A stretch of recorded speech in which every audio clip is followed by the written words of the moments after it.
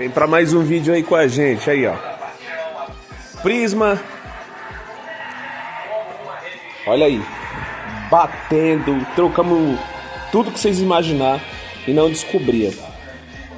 E aí, por curiosidade, eu falei, meu, não tem muito o que fazer. E aí a gente foi justamente aqui um problema crônico, tá? Aí, ó. Problema na haste, tá? O amortecedor tem pressão, tá vendo? Ó, pressão.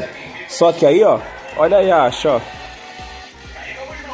Olha a haste. Aí, haja pancada, ó.